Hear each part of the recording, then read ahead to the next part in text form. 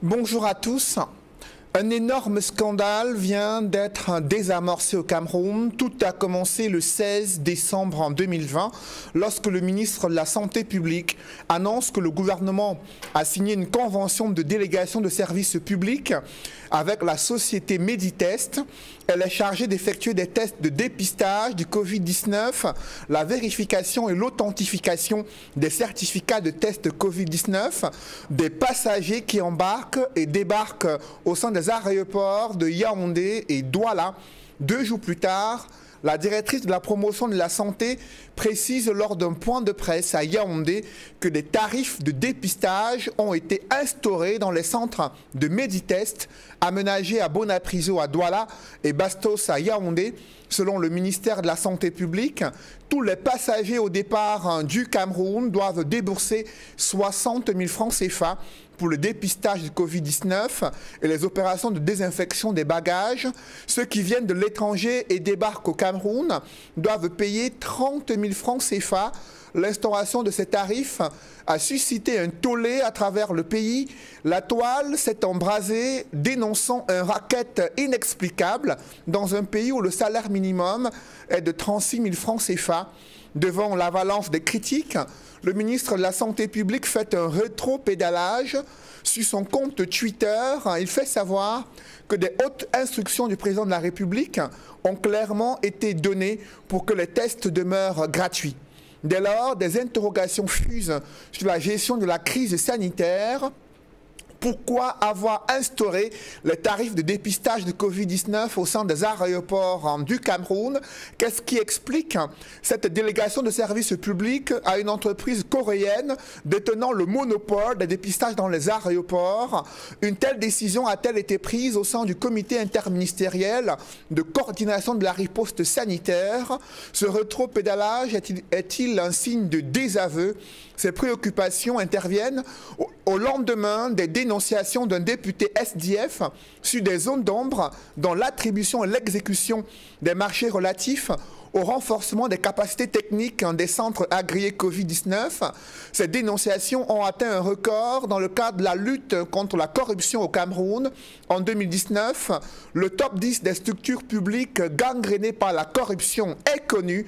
Selon le rapport de la CONAC, les finances publiques, le trésor, les douanes et impôts représentent le secteur où est enregistré le plus grand nombre de dénonciations d'actes de corruption. Ensuite, ce sont les affaires foncières, les forces de maintien de l'ordre, les communes, les transports, la justice et la santé qui figurent parmi les structures et les secteurs perméables à la corruption. Malgré le fait que Cameroun Tribune célèbre les 1652 milliards de francs CFA sauvegardés grâce aux actes de la corruption de la CONAC, qu'est-ce qui explique la persistance des pratiques de corruption dans l'administration publique au Cameroun? Quelles en sont les conséquences? Que valent les outils de lutte contre la corruption au Cameroun? Aux frontières du pays, il y a un pic d'insécurité qui est observé et des velléités de déstabilisation de la Centrafrique. Cela a fait l'objet d'une protestation officielle du gouvernement centrafricain alors que les troupes rebelles multipliaient des actions dans le nord-ouest du pays. L'intervention de la MINUSCA a permis de circonscrire la menace attribuée à l'ancien président François Bozizé. Ses partisans démentent, mais le pays fragile reste préoccupé à une semaine des élections présidentielles législatives. Comment mettre fin à ces crises sécuritaires et tentatives de coup d'État qui secouent souvent l'Afrique centrale? Mesdames, Messieurs, ces questions brûlantes de l'actualité constituent l'ossature de droit de réponse. Bienvenue dans cette émission où le choc des idées fait jaillir la lumière. Et pour cette nouvelle édition de droit de réponse, je reçois sur ce plateau Maître Fidèle Doumbissi, cadre militant du mouvement pour la renaissance du Cameroun. Maître Fidèle Doumbissi, bonjour. Bonjour Cédric. C'est un plaisir pour moi de revenir sur ce plateau pour partager les connaissances avec les auditeurs de Equinox et plus précisément de droits de réponse qui sont davantage très nombreux. Ce rendez-vous dominical qui est devenu comme un amphithéâtre où on reçoit les cours de formation politique. Merci d'être avec nous ce dimanche. Juste en face de vous, c'est Raphaël Ndougou, militant du RDPC. Raphaël, bonjour. Bonjour Cédric, bonjour aux panélistes, bonjour aux millions de téléspectateurs. C'est un plaisir pour moi d'être ici pour la première fois. Il est bien vrai que Equinox reçoit toutes les flèches ces derniers temps, et ma foi pour rien. Et donc, c'est vrai que je suis militant du RDPC, ça, nul doute. Mais, comme vous savez que l'interdiction de celui qui gère la communication de cette affaire-là, de notre parti, avait donc demandé à ses communicants de boycotter les plateaux d'Equinox. Donc nous venons, parce que nous avons un mot à dire. Lorsque vous me présentez comme tel, je ne peux pas refuser. Mais sauf que je viens ici comme militant de base du RDPC. Et tout ce que je veux dire m'engage et non le parti RDPC. Merci d'être avec nous ce dimanche, Raphaël. Sur le plateau de droit de réponse, c'est le ministre du chef de cabinet du SDF en charge de l'information, Jean-Robert Wafo. Bonjour. Bonjour à tous les panélistes ainsi qu'à tous les téléspectateurs de cette prestigieuse émission. Merci d'être avec nous ce dimanche. Sur le plateau de droit de réponse, il est éditorialiste au quotidien La Nouvelle Expression, consultant sur droit de réponse, Edmond Kambiar. Bonjour Edmond.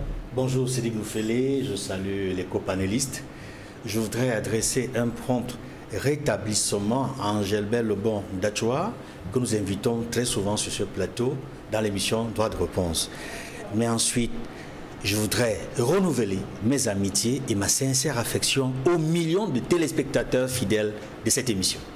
Le cinquième panéliste, il est économiste, militant du PCRN, Georges Meka-Besselo. Georges, bonjour.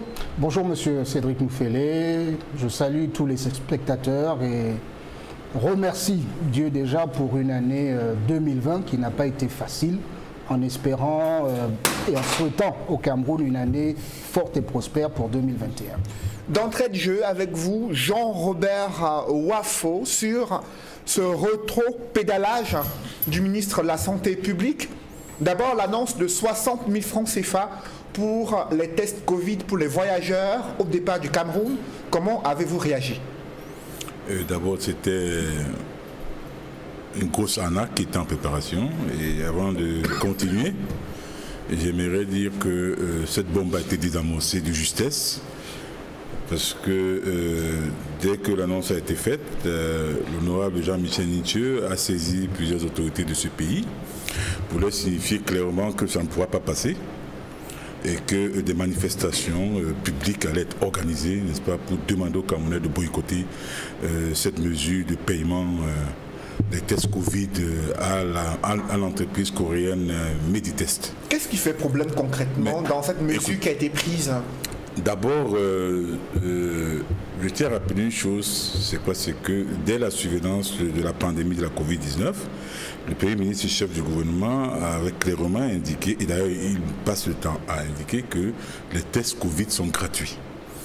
Alors d'où vient-il qu'un ministre de la Santé publique, qui fait partie de ce gouvernement, dont M. John Gauthier chef, puisse, n'est-ce pas, venir poser un acte de défiance, n'est-ce pas, à son endroit? Parce que quand je parle d'acte de défiance, il convient également de rappeler ici sur la forme, quand on regarde le tweet du rétropédalage du ministre de la Santé, qu'il mentionne que c'est sur haute instruction du président de la République. Comme si le Premier ministre chef du gouvernement n'existait pas, comme s'il avait très peu d'égards, n'est-ce pas, à l'endroit du Premier ministre chef du gouvernement. Cela trahit, n'est-ce pas, également cette cacophonie, ce non-respect, du moins cette non-coordination gouvernementale qui est censée, n'est-ce pas, être de mise dans la gestion de ce pays. Moi, ce que je vais dire, c'est quoi? C'est que nulle part, on parle de 60 000 francs à l'embarquement. 60 000 francs et 30 000 francs quand vous débarquez. C'est à grande échelle. On peut imaginer le nombre de Camerounais qui embarquent ou débarquent au sein de nos aéroports. Ça fait combien environ? C'est plusieurs milliards de francs CFA. De deux, qu'on me montre une disposition seule disposition de la loi des finances, ou alors d'un projet même de loi des finances, qui mentionne ce tarif. Ça n'existe pas. Où est-ce qu'on a sorti ce tarif? Dites-moi un peu. Donc un ministre peut se lever un matin comme ça et puis décider, n'est-ce pas, au mépris de la loi des finances, d'instituer telle ou telle taxe. Est-ce que c'est comme ça qu'une république fonctionne? En fait, vous avez, lors de la présentation, vous avez parlé, n'est-ce pas, de la gestion des fonds Covid. Oui, mais il faut le dire ici clairement. Quand on regarde la société, ou c'est l'entreprise Meditest, il tient à rappeler que l'honorable Nitieux, dans ses dénonciations, avait d'abord fait part d'une entreprise qu'on appelait Mediline Medical, SA, entreprise coréenne. Et il avait fait part de ce qui avait des atomes crochus entre le ministre de la Santé et un certain homme d'affaires, on appelait Dabo, et que le deal portait, n'est-ce pas, sur un immeuble qui aurait été cédé au ministre de la Santé à Yaoundé au niveau du quartier Bastos, et comme par hasard, l'endroit, le lieu, le quartier où devait, n'est-ce pas, où on avait prévu faire, n'est-ce pas, les tests pour l'embarquement et pour le débarquement, c'est au quartier Bastos. C'est à Meditest SA, c'est au quartier Bastos.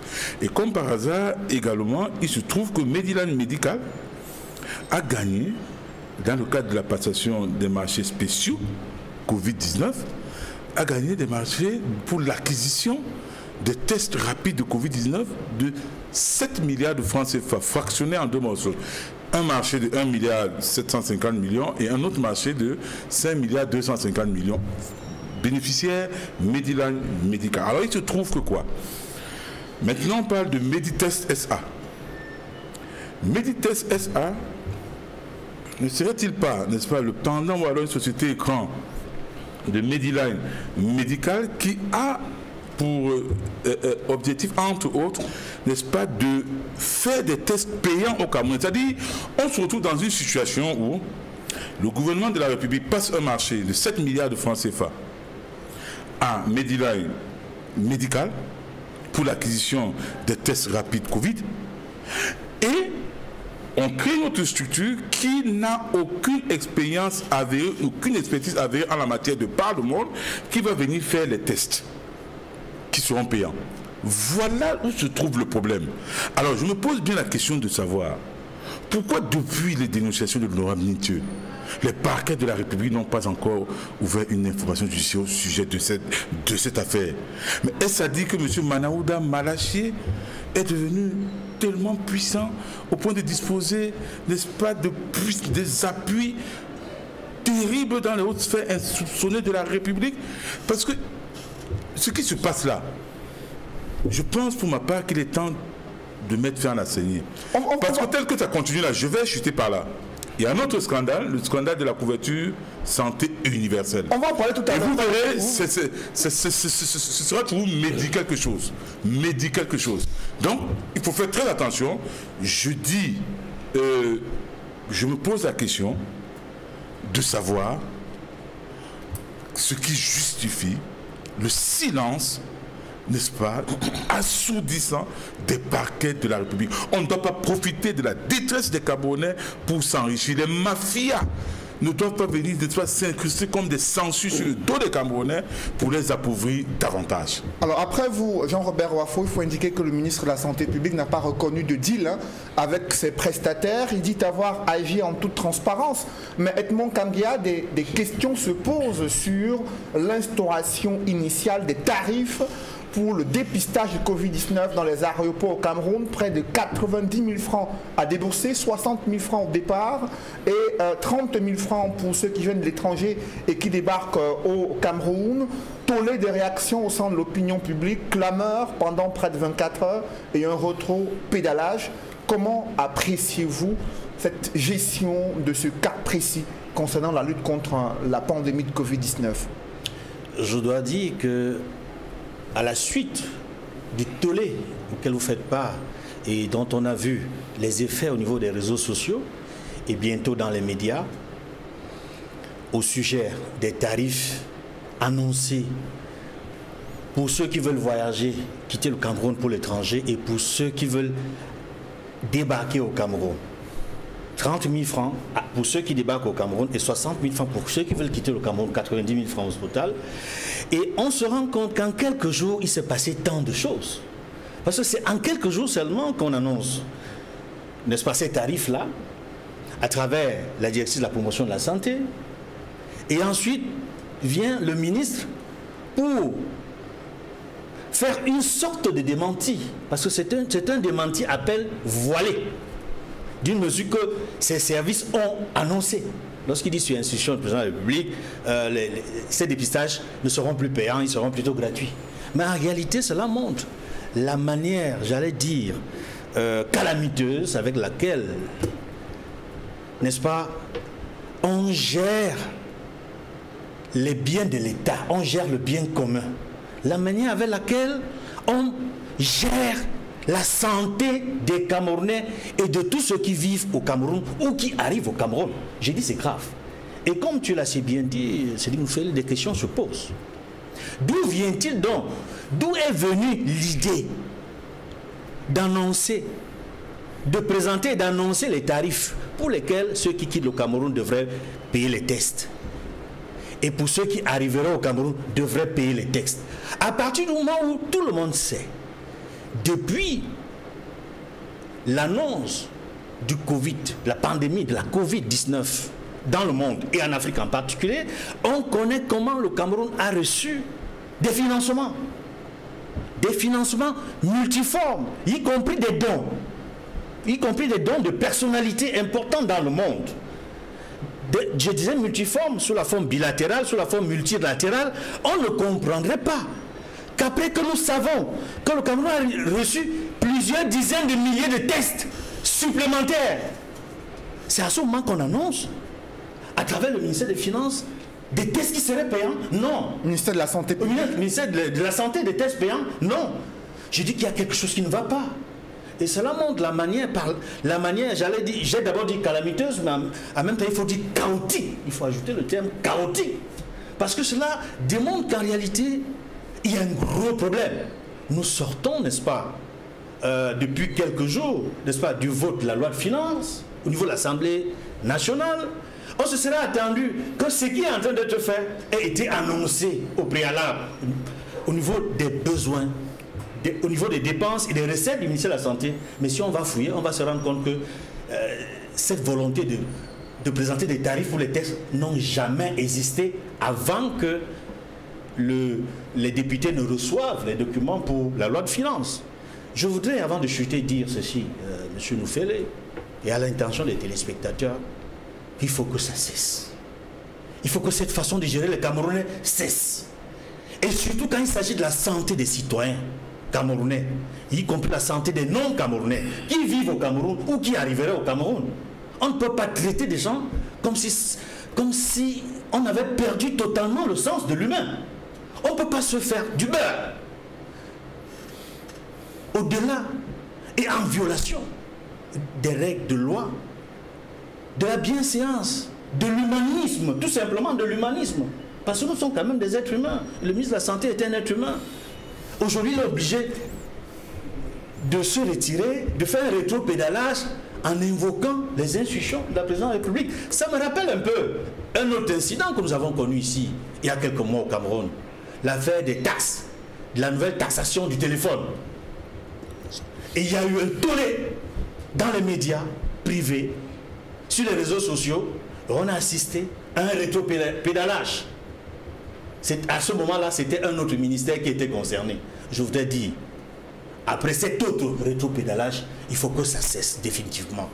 Parce que le monde entier nous regarde. Ce n'est pas seulement les Camerounais qui nous écoutent, le monde entier nous regarde. Et je suis d'autant ahuri qu'il y a quelques jours ou quelques semaines, l'OMS a félicité le gouvernement camerounais pour la manière par laquelle elle a géré, n'est-ce pas, la pandémie du Covid. Mais si l'OMS apprend ce qui vient d'arriver... Quelle OMS? On nous a annoncé. Ah bon, ok. On nous a annoncé que l'OMS aurait félicité le gouvernement camerounais pour sa gestion de la pandémie Covid-19. Est-ce que L'OMS est au courant de ce qui vient de se passer il y a quelques jours. Il faut préciser que l'OMS Cameroun n'a pas reconnu de telles félicitations adressées au gouvernement camerounais de la part du responsable OMS Europe. Mais on va en parler dans cette émission. Georges Meka à Besselo, vous avez l'habitude d'être dans les avions, de faire les lignes internationales. Aujourd'hui, le gouvernement camerounais, à travers le ministre de la Santé publique, a annoncé en fin de semaine qu'il faudra désormais payer 60 000 francs CFA pour le dépistage du Covid-19 et les désinfections des bagages pour ceux qui quittent le Cameroun, et ceux qui rentrent dans le pays à travers les aéroports de Yaoundé et Douala payent 30 000 francs CFA. Que pensez-vous de tels tarifs pour le dépistage de Covid-19? Quels pourraient être des enjeux? Bon, déjà par analyse comparative, pour entrer en Côte d'Ivoire, on paye 50 000 francs CFA. Ils l'ont peut-être mieux expliqué. Et pour nous ici, si une telle mesure devrait être prise, je salue déjà la démocratie, la réaction des alertes qui ont été faites autour de l'instauration, la tentative d'instaurer justement un tarif, et le ministre qui se rétracte et dit le tarif n'est pas applicable. Donc il faut saluer déjà la réaction des uns et des autres. Donc il n'y a pas eu d'effectivité. C'était probablement une annonce qui n'est pas en moins de 72 heures. Elle a été enlevée, donc il n'y a pas eu d'effectivité. Donc il faut, je prends cela comme il y a eu par rapport à la dotation pour la décentralisation. L'État n'a pas tous les moyens aujourd'hui d'assurer le rôle qu'elle veut faire pour le Covid. C'est une dépense qui n'était pas budgétisée jusqu'au mois de mars 2020. Il faut bien expliquer lorsqu'on veut prendre une mesure. Et je rejoins les copanélistes. Elle n'est pas inscrite dans la loi des finances, contrairement à la taxe de 25% qui avait été inscrite pour les téléphones. On ne peut pas instaurer immédiatement, en moins de 3 jours, une taxe sur les tests. D'autant plus qu'il y a d'autres structures qui font ces tests-là et qui sont gratuites. Pourquoi aujourd'hui les centraliser autour d'une seule, je dis bien, une seule entité pour le faire, dont on ne reconnaît pas et dont on ne connaît pas, à l'instar du Centre Pasteur, son expérience à faire de tels tests. Donc, pour simplement, il faudrait que la CONAC se saisisse d'un tel dossier, fasse une investigation conforme et nous donne les résultats. Sinon, on va continuer à rester dans des supputations, et peut-être ça doit faire l'objet d'un point de presse du ministre de la Santé. Georges Meka, il faut préciser qu'en Côte d'Ivoire, la décision d'instauration d'un tarif de 50 000 francs pour les voyageurs internationaux a été prise lors d'un conseil des ministres présidé par le président Alassane Dramane Ouattara. Et ensuite, il y a eu un communiqué signé du ministère de la Santé publique et du ministère des Transports en Côte d'Ivoire pour préciser les modalités de paiement au trésor public ivoirien. Et après le reçu délivré à l'usager, il peut se rendre dans un hôpital de son choix agréé Covid-19 en Côte d'Ivoire pour effectuer le test. Mais au Cameroun, on parle d'une structure privée coréenne qui a le monopole d'effectuer les tests et à qui l'on devrait débourser près de 90 000 francs CFA. Comment appréciez-vous la gestion dans ces deux pays? Non, en Côte d'Ivoire, il y a simplement eu une mise en forme décidée autour d'un conseil des ministres. Est-ce que ça veut dire qu'au Cameroun, après le rétropédalage du ministère de la Santé, si on nous présente une décision du conseil de cabinet, est-ce que ça veut dire que c'est toujours légal, tant qu'elle n'est pas dans la loi des finances? Mais ce sont également des mesures urgentes qui peuvent être prises. Ici, nous constatons qu'il y a une présomption d'intérêt personnel. Il faut mener une enquête. Les gens ont dénoncé, c'est très bien. Le ministre a pris note. Il a enlevé cette mesure et je crois qu'à partir de maintenant, comme on dit en Côte d'Ivoire, c'est bas la terre. Après vous, Georges Meka, Raphaël Ndungu, sur cette politique menée en l'espace de 3 jours, décision prise, rétropédalage, instruction du président, est-ce que pour vous c'est un désaveu du ministre qui a voulu faire un passage en force ignorant le conseil interministériel chargé de la coordination de la riposte sanitaire. C'est-à-dire qu'il faut déjà noter que le bon Dieu aime le Cameroun. Le bon Dieu aime le Cameroun parce que si on avait atteint le niveau des autres, c'est-à-dire l'Espagne et les autres pays, je ne sais pas où on en serait aujourd'hui. Et quand le bon Dieu aime le Cameroun, justement, vous allez vous rendre compte que si quelqu'un venait à vouloir prendre une décision qui va à l'encontre des populations, le bon Dieu même ne va pas accepter. C'est pour cette raison que vous avez parlé de tout préalable. Tout le monde a jeté un coup d'œil dans la toile. Ça allait déjà dans tous les sens. Les gens se posaient des questions. Est-ce qu'on tient compte du petit commerçant qui va aller à Dubaï chercher la marchandise et venir vendre au Cameroun? Quand on sait bien que cette affaire-là a touché l'économie mondiale et que le Cameroun n'est pas en reste. Donc du coup, il n'est pas question de prendre une décision pour mettre en mal les Camerounais, étant donné qu'en dehors du salaire minimum intergaranti que les uns les autres ont évoqué, les petits commerçants ou les moyens sont dans des problèmes aujourd'hui à cause de l'économie qui en baisse, à cause de leur marchandise, si vous voulez, qui a pris justement un coup. Donc vous vous rendez donc compte que le ministre arrive aujourd'hui, sort un communiqué. Nous avons vu les éléments à la chaîne nationale quand on a annoncé que cette affaire-là va coûter 60 000. Quand on sait que le président lui-même avait dit que les tests sont gratuits. Donc c'est là tout le problème.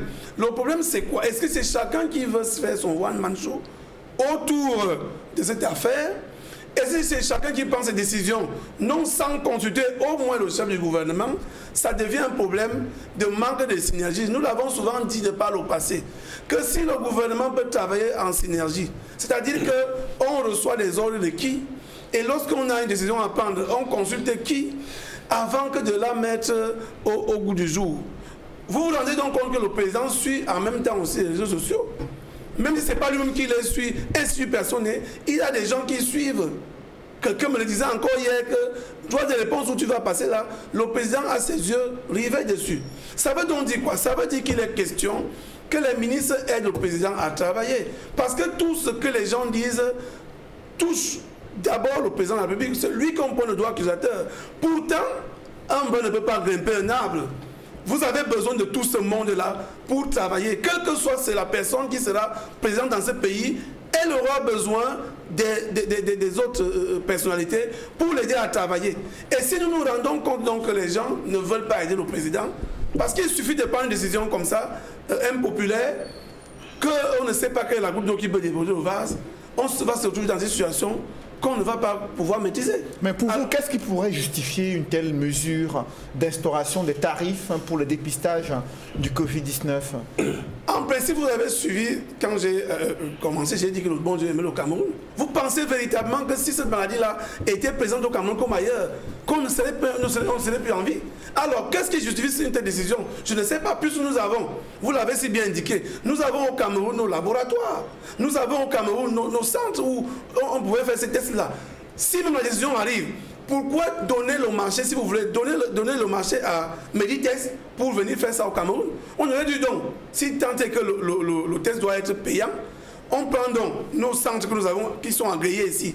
On paye peut-être, c'est pas moitié prix, si véritablement il y a urgence à ce que ce soit payé, pour essayer d'alléger le montant. 60 000 lorsque vous sortez du pays et 30 000 quand vous revenez. Ça veut dire que vous partez à Dubaï, vous devez débourser 90 000 au-delà des frais que vous payez. Donc rien ne justifie cela. Et on ne peut pas prendre une décision. Quand le président Biya lui-même avait annoncé la gratuité de ces tests, on doit d'abord le consulter avant de prendre ce type de décision.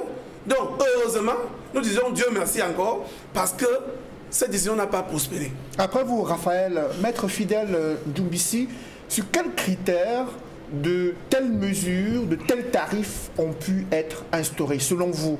Lorsqu'on arrive à demander aux Camerounais de payer 60 000 francs CFA au départ du pays et 30 000 francs CFA pour ceux qui rentrent dans le pays.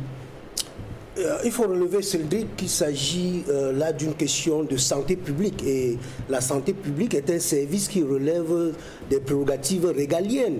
Et que c'est l'État, et surtout dans un contexte de pandémie, qui doit subventionner les traitements, qui doit également assister les populations. Et même si étant soit peu, les ressources de l'État ne sont pas suffisantes pour le faire, il faut que cela passe par des règles normales, comme certains panélistes l'ont relevé ici. Ça devrait passer par la loi des finances pour justifier les ressources et les dépenses du ministère de la Santé avant d'imposer ce tarif-là aux Camerounais. Et ça devrait normalement suivre les règles pour que ce soit payé au trésor public. Si, comme ça se passe en Côte d'Ivoire, parce que si c'est inscrit dans la loi des finances, ça veut dire que c'est les ressources destinées au trésor public.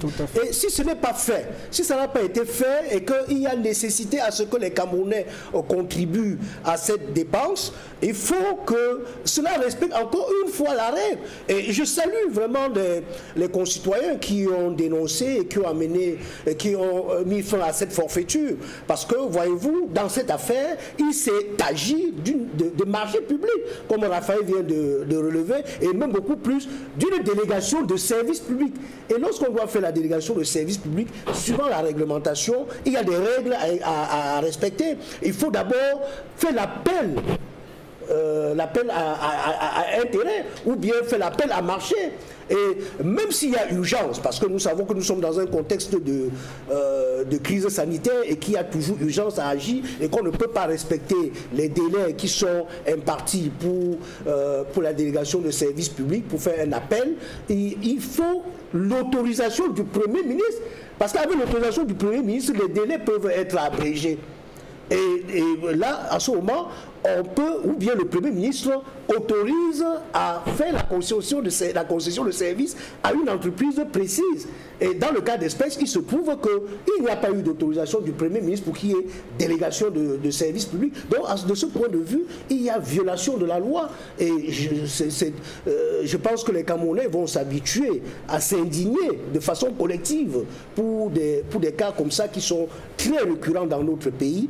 Et je pense également que s'il fallait faire la concession à une entreprise privée, il fallait revenir aux entreprises camerounaises, comme dit Raphaël. Et cette prétention à aller chercher des entreprises étrangères, comme Edmond l'a relevé tout à l'heure, s'agissant de l'affaire des téléphones, et un peu plus tard, un peu plus loin, c'était la question des ordinateurs qu'il fallait offrir aux étudiants. Et cela cache très bien mal la corruption. C'est la corruption. Et là, dans cette affaire, il y a les rétro-commissions. Et il faut qu'on enquête bien pour voir ce qui s'est passé, comme et bien dans d'autres cas, pour traquer les auteurs de corruption. Il ne faut pas que la CONAC vienne seulement nous lancer des chiffres fictifs pour nous dire qu'elle est en train de lutter contre la corruption. Voilà des cas bien précis, des cas où la CONAC peut investiguer et rapporter aux Camerounais et indiquer aux Camerounais ceux qui se livrent à ces actes qui sont préjudiciables pour notre économie et même pour notre société. Donc, moi je voudrais dire que comme le maire a relevé tout à l'heure s'agissant du ministère public qui n'agit pas. Il faut comprendre que dans notre pays, il y a l'exécutif qui est toujours lié au pouvoir judiciaire. N'en déplaise au ministre de la Justice qui récemment au Parlement a déclaré que le pouvoir judiciaire est séparé du pouvoir exécutif et que lui fait partie de l'exécutif. Surtout lorsqu'il s'agit d'un ministre. Le parquet ne peut pas le faire sans que le ministre de la Justice l'autorise. Et vous vous souvenez du cas de Bapès, paix à son âme, où le juge d'instruction avait pris sur lui de signer un mandat de dépôt et le lendemain, le président de la République l'a contraint à lever son mandat. Donc, pour des cas comme ça, pour que ça marche, il faut que le président de la République lui-même décide, parce que c'est son régime, c'est comme ça qu'il a constitué son régime, avec un pouvoir exécutif imbriqué dans le pouvoir judiciaire, et là, les autorités du parquet n'ont pas d'indépendance, puisqu'ils dépendent du ministre de la Justice. Ils ne peuvent pas engager des actions d'une telle envergure sans que le ministre de la Justice ne donne l'autorisation. Donc le ministre de la Justice donne l'autorisation à travers le procureur général près de la cour d'appel. Après vous, Maître Fidèle Doumbissi, Georges Mekabesolo, sur la question de la délégation de services publics à une entreprise privée coréenne sur les questions de santé publique, quel regard portez-vous sur ce point qui suscite des interrogations? Bien, je crois que les copanélistes ont déjà tout dit. Je veux juste dire qu'il nous faut définir un cadre légal pour cette lutte contre le Covid. Et nous ne sommes pas sortis des questions. Le vaccin, les tests, les vaccins sont déjà disponibles et bientôt, pour sortir du Cameroun, peut-être les pays étrangers vont demander à ce que ceux qui voyagent soient vaccinés. Donc il faudra définir un cadre légal justement. Est-ce que le vaccin deviendra gratuit?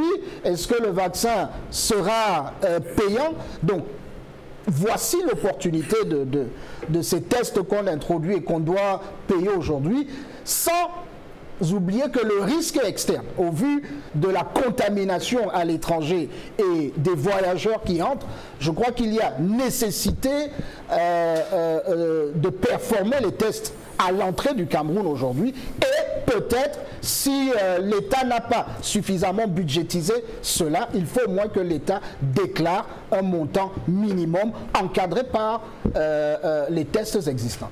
Après vous... avec vous, Edmond Kamgia, dans cette affaire, il y a le Premier ministre qui est quand même chargé de coordonner le comité interministériel chargé de la riposte contre cette crise sanitaire, cette pandémie du Covid-19. Comment expliquer qu'une telle décision d'instauration des tarifs a été prise sans qu'il y ait une précision venant des services du Premier ministre sur une autorisation qui a été donnée par le chef du gouvernement? Je dois dire que c'est peut-être la plus grande curiosité dans cette affaire. Parce que c'est au niveau du chef du gouvernement qui coordonne tout ce qui est fait dans le cadre de la lutte contre la pandémie Covid-19 au Cameroun, que les choses auraient pu être gérées. Et il y a même un comité interministériel qui aurait dû se tenir, se dérouler, au terme duquel il y aurait eu au moins un communiqué qui aurait précisé, dans le cadre de la sensibilisation, pour que les Camerounais soient mieux alertes sur ce qui vient de se passer, pour les préparer à une éventualité. Ils vont peut-être débourser de l'argent pour telle ou telle raison. Mais quand tout ça n'a pas pu être fait auparavant, cela suscite d'énormes interrogations qui montrent bien qu'il y avait peut-être quelque part au niveau du ministre de la Santé et peut-être de certains de ses collaborateurs, une volonté doublée d'intérêts cachés. Et c'est pour cela que je souscris. En même temps que les autres panélistes qui l'ont dit, il est important que le Comité national de lutte contre la corruption puisse investiguer sur ce cas précis et nous dise qu'est-ce qui s'est passé. D'un. De deux, il faudrait dire que depuis quelque temps, on s'est rendu compte que certains membres du gouvernement ont tendance, je n'allais pas dire à ne pas prendre en compte la position du chef du gouvernement, mais à minimiser ou à banaliser le rôle et le statut du Premier ministre, chef du gouvernement. Et ça fait partie des choses qui montrent que la cohésion gouvernementale a un problème. Et que le fait de ne pas reconnaître au Premier ministre, chef du gouvernement, sa place. Parce que dans ce cas précis, il fallait l'autorisation express du Premier ministre, chef du gouvernement. Parce que c'est lui qui coordonne cette activité-là, de la lutte. Et c'est lui qui reçoit les instructions du président de la République, qui est au-dessus et qui rend compte et qui donne les grandes directives qui sont exécutées par le Premier ministre, chef du gouvernement. C'est lui qui permet donc au ministère concerné par la lutte d'agir. Donc ici, il y a un gros manquement de la part du ministère de la Santé par rapport à l'autorisation express qu'il aurait dû avoir du ministre de la Santé, sauf preuve du contraire.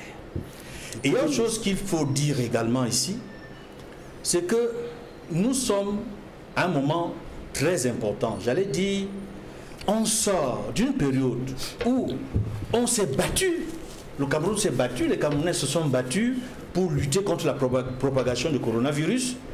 Et on a réussi, je peux dire on a réussi, n'est-ce pas, avec la rentrée scolaire.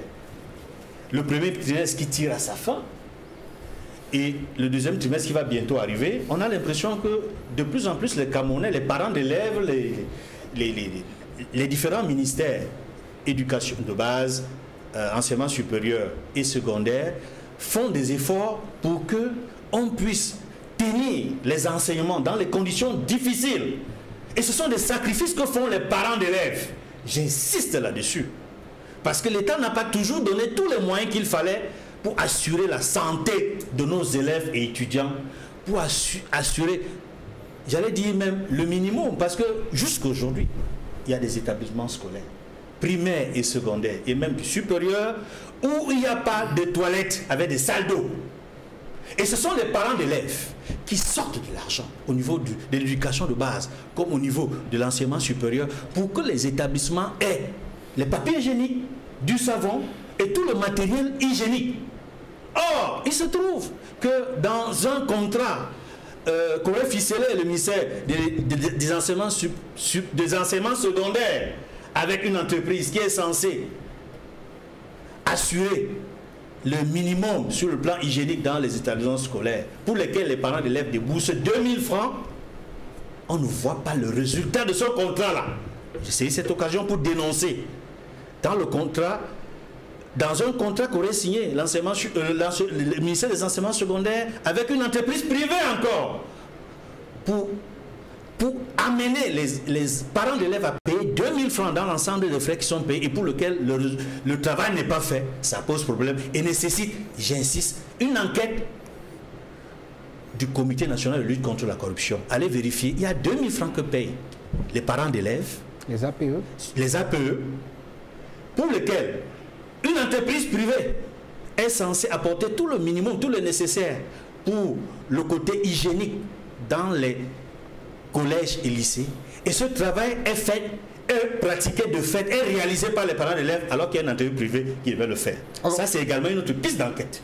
Le secteur de la santé, Jean-Robert Wafo, qui se trouve dans le top 10 des secteurs perméables à la corruption, et cette situation de rétropédalage concernant les tarifs de dépistage de Covid-19 vient renforcer ce sentiment de suspicion sur des pratiques de corruption dans les services publics, notamment dans le secteur de la santé publique. Quel est votre regard à ce sujet? Écoutez,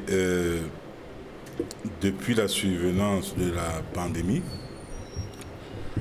je pense qu'il faudrait multiplier le coefficient de corruption au niveau du ministère de la Santé, même par 4. Raphaël Ndougou a dit c'est Dieu qui sauve le Cameroun. Oui, c'est Dieu qui a sauvé le Cameroun, qui est en train de sauver le Cameroun par rapport à la pandémie de la Covid-19. C'est Dieu qui sauve le Cameroun à travers Monseigneur Cléda, qui a pu trouver une potion magique, une potion exceptionnelle, ainsi que la médecine traditionnelle. Ce que je vais dire, c'est quoi? C'est que il ne faut pas tourner en rond. Il y a une mafia qui gravite autour du ministre de la Santé, M. Manaouda Malachi. Parce que voyez-vous, Meditest, quelle est l'expertise de Meditest? Est-ce que Meditest a existé quelque part dans le monde? Non. J'ai fait des recherches, non. C'est une structure, c'est une entreprise. C'est une entreprise qui vient d'être créée. Tout comme Mediline Medical, qui dans le cadre de la passation des marchés spéciaux d'un montant global de 50 milliards de francs CFA en 3 mois, a eu la part du lion. J'ai parlé de 7 milliards de francs CFA. C'est un marché d'acquisition de tests rapides de Covid-19 fractionné en 2 lots. Un lot de 1 750 millions de francs CFA et un autre lot de 5 250 millions de francs CFA. Signé le 19 juin 2020. Et ce même 19 juin 2020, parce que M. Meka a parlé, n'est-ce pas, des postes, n'est-ce pas, de santé situés au niveau des aéroports. Sur le même 19 juin 2020, on a passé un marché spécial à une entreprise pour la construction d'un poste de santé à l'aéroport de Yaoundé-Simalène, d'un montant de plus de 260 millions de francs CFA. Je dis d'un montant de plus de 260 millions de francs CFA. Ça veut tout simplement dire que, logiquement, s'il fallait même faire ces tests, s'il fallait même payer ces tests auraient dû se faire, du moins pour ce qui concerne Yaoundé, à l'aéroport international de Yaoundé-Simalène. Pourquoi on demande d'aller à Bastos le faire? À quoi on a servi ces 260 millions de francs CFA de marché passé à une entreprise pour la construction d'un poste de santé au niveau de l'aéroport de Simalène? Et puis, Meditest, on va tout de même pas me dire les raisons qui ont conduit. On ne pourra pas me justifier les raisons qui ont conduit au choix de Meditest. Meditest n'est ni un hôpital public, ni un centre agréé Covid-19. Plus encore, ce n'est pas un poste comptable, ce n'est pas un poste du trésor public. Parce que l'argent doit être reversé au trésor public. C'est pour dire que c'est une mafia. Et les conflits d'intérêts, il y en a. L'honorable Jean-Michel a suffisamment fait la démonstration. On parle d'un immeuble. Vous avez dit qu'il a démenti. Il a démenti quoi? Est-ce qu'il lui appartient à lui de demander? Non. Pourquoi on retarde pour mettre sur pied, pour déclencher une information judiciaire autour de ces soupçons de détournement et de rétrocommission? Les parquets de la République, même sur simple dénonciation, auraient dû ouvrir une information judiciaire. Pourquoi toujours dire qu'il faut attendre le ministère? C'est vrai que c'est une camerounaiserie, mais ailleurs, quand il y a une dénonciation, quand il y a des preuves, le parquet déclenche immédiatement une information judiciaire. Pourquoi on ne l'a pas fait? Et puis je vais dire, les services compétents de la République doivent effectivement ouvrir une information. Et ces services devraient s'inspirer, n'est-ce pas, de l'ordonnance de renvoi dans l'affaire Edgar Alain Mebengor. On parle de prise illégale d'intérêt. Il devrait s'inspirer pour effectivement déclencher, c'est-à-dire que pour déclencher les enquêtes sur le ministre de la Santé dans le cadre de la gestion des fonds Covid-19. Parce que, voyez-vous, monsieur Sédic Noufélé, quand je parle de 50 milliards, des fonds qui ont été, des marchés qui ont été passés, je vais parler de l'entreprise Orca. L'entreprise Orca, pour parler de la corruption. On avait fait part de ce que l'entreprise Orca avait fait un don de 4000 sacs de riz, c'est ça. Elle avait distribué ça au gouverneur des 10 régions. Mais dans le cadre de la passation, dans le cadre des marchés spéciaux d'un montant global de 50 milliards de francs CFA, l'entreprise Orca a bénéficié, n'est-ce pas, des travaux de réhabilitation et de construction de ses annexes pour un montant total de 700 millions de francs CFA. C'est-à-dire, un don ne saurait avoir de contrepartie. Mais en même temps, on dit qu'ils ont donné 4000 sacs de riz, ils ont offert un don de 4 sacs de riz, et en même temps, dans les marchés, n'est-ce pas, passés, les marchés spéciaux passés dans le cadre de la lutte contre le Covid-19, cette entreprise est bénéficiaire donc des prestations de l'ordre de 700 millions de francs. Mais officiellement, l'immeuble Orca avait été sélectionné pour la mise en place d'un centre agréé Covid-19 et recevoir des éventuels cas graves liés à la pandémie du Covid. Mais monsieur Sédic Noufélé, vous dites officiellement ça a été, Orca a été sélectionné. Il me souvient que le Premier ministre avait fait que le ministre de la Santé avait fait un tweet indiquant qu'il avait transmis au Premier ministre une liste de cliniques privées qui devaient être transformées en centres, qui devaient devenir des centres agréés Covid-19. Jusqu'aujourd'hui, je n'ai pas vu cette liste. Avez-vous vu cette liste? Pour pouvoir dire que Orca a été sélectionné? Non, le bâtiment. Mais écoutez, je dis, je ne l'ai même pas vu, je dis, ça n'a jamais été écrit. La preuve, c'est que le ministre de la Santé avait dit il y a 7 cliniques privées une liste de 7 cliniques privées qu'il a soumises au Premier ministre à l'effet de les transformer en centre agréé de Covid-19. 5 à Douala, 2 à Yaoundé. Est-ce que cette liste est sortie pour que vous nous parliez de Orca, de bâtiments Orca sélectionnés? Non, en fait.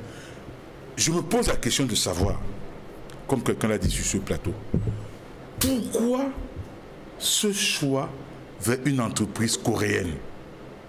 Pourquoi? N'y a-t-il pas de formation hospitalière publique au Cameroun? N'y a-t-il pas de formation hospitalière, donc de clinique privée au Cameroun capable de faire ces tests? Est-ce que ça n'existe pas? Veut-on nous faire croire que faire un test Covid-19 est plus difficile que de procéder à l'opération sur une partie du corps humain, comme l'honorable l'a donc demandé? Non, il faut faire très attention. Il y a un conflit d'intérêts, un prise illégale d'intérêts, et il faudrait que les services compétents de la République. Et puis, je vais dire... Et quelles en sont les conséquences politiques Et puis, les conséquences politiques... Après ce rétropédalage, Jean-Robert Wafo. Mais d'abord, il y a une conséquence politique qu'il faut tirer, il faut virer. Il faut virer le ministre de la Santé. Parce que, avec tout ce qui s'est passé depuis la survenance de la Covid-19, couplé à ça, couplé à cela, cette insubordination, ce peu de considération qu'il affiche à l'égard du Premier ministre, de l'autorité du Premier ministre, qui est chef du gouvernement, doit logiquement amener le président de la République, n'est-ce pas, à tirer les conséquences qui s'imposent. Parce que il faut arrêter la saignée. Je parlais tout à l'heure d'un projet de couverture maladie, de couverture santé universelle. Qu'est-ce qui prouve que le Rubicon ne sera pas également franchi? Non, il faut stopper ça. Après vous, Jean-Robert... Il faut stopper ça. Et puis, je vais dire, le Premier ministre, il est chef du gouvernement, qu'on le veuille ou pas. Et à ce titre, il faut le respecter. Je ne comprends pas comment un membre du gouvernement, alors que le Premier ministre c'est lui qui préside le comité interministériel de lutte contre la Covid-19. Comment il ne peut pas se référer au Premier ministre? Et puis encore, dans son tweet de rétropédalage, plutôt que de mentionner même sur la forme que, après avoir consulté le Premier ministre, il dit sur haute instruction du président de la République. Ça veut dire que le Premier ministre ne sert à rien pour ce ministre. C'est très grave. Et dans ce cas où le gouvernement est, n'est-ce pas, remanié avec le Premier ministre qui reste et le ministre de la Santé qui part, ou tout simplement on dégage le Premier ministre et on laisse le ministre de la Santé. Parce que c'est une insubordination très grave. Et moi je dis, et ça je vais chuter par là, tout est mis en œuvre. Et je le redis toujours ici. Je vais toujours parler de la notion de grand soir. Et les Camerounais doivent comprendre cela. Il y a des réseaux qui, dans ce pays, ont décidé de neutraliser le Premier ministre, chef du gouvernement, malgré toute la bonne foi qu'il affiche dans la conduite des affaires. Il y a des gens qui ont décidé de le trianguler. Je me rappelle, quand il a été nommé Premier ministre, chef du gouvernement, avant même sa nomination, M. Cédric Noufélé, je vais faire cette révélation, il faut le dire aux Camerounais. 2 jours avant sa nomination, sa maison a été brûlée dans son village. Mais qui a pu transmettre l'information aux terroristes qu'il devait être nommé Premier ministre? Pourquoi c'est sa maison seule qui a été brûlée et donc pas celle des voisins? 1. De 2. Prenons la séquence d'après. Dès qu'il est nommé Premier ministre, il prend, c'est-à-dire que le président de la République l'envoie, c'est-à-dire que rencontrer les forces vives dans le nord-ouest et le sud-ouest. Il rencontre une délégation du SDF conduite par le chairman Nidjon Fundi. Et à l'issue de cette rencontre, il fait la déclaration suivant laquelle il est porteur d'un message du président annonçant la tenue du grand dialogue national et que ce grand dialogue portera sur tout sauf sur la sécession. Rapidement, 2 jours après, on voit le ministre de l'administration territoriale qui va sur une chaîne étrangère, ça il faut bien comprendre, dit que le dialogue ne portera pas sur la forme de l'État. Croire que c'est le ministre de l'administration territoriale qui a pris sur lui d'aller contredire, d'aller tacler le Premier ministre, c'est être politiquement naïf. Justement, après vous... C'est une affaire de réseau. Oui. Et je dis... Votre position a été bien comprise. Et je dis qu'il faudrait que le président de la République... Après vous, je vous en prie, vous permettez à Raphaël Ndongo de pouvoir réagir. Le ministre de la Santé publique, dans ses différentes sorties les plus récentes, a indiqué que seuls certains Camerounais donnent le sentiment que la gestion de la crise sanitaire est mal faite, alors que le gouvernement a reçu des félicitations du FMI et de certains partenaires pour la bonne gestion du Covid-19, avec ces derniers événements de rétropédalage sur des tarifs du dépistage du Covid. Pour vous, qu'est-ce qu'il faut faire pour améliorer la gestion de la crise sanitaire, surtout que le Cameroun va accueillir d'importants visiteurs avec le Chan prévu dès début janvier 2021. Première chose, tous autour du coordonnateur, dont le Premier ministre, vous avez suivi, tout le monde est unanime là-dessus, qu'il faut faire avec le Premier ministre, c'est lui qui coordonne cette action. Et d'ailleurs, il y a quelques jours, il était ici à Douala et s'est rendu même également à Boya. Donc, première chose, c'est de travailler autour du Premier ministre pour véritablement barrer la route parce que nous aurons les étrangers ici. Mais il y a une autre chose, c'est tout simplement le fait que, à un moment donné, nous l'avons souvent dit, le président devait donner des pouvoirs, au moins au Premier ministre, de suspendre le ministre quand il n'est pas compétent. Au moins de la suspension, même si elle est temporaire.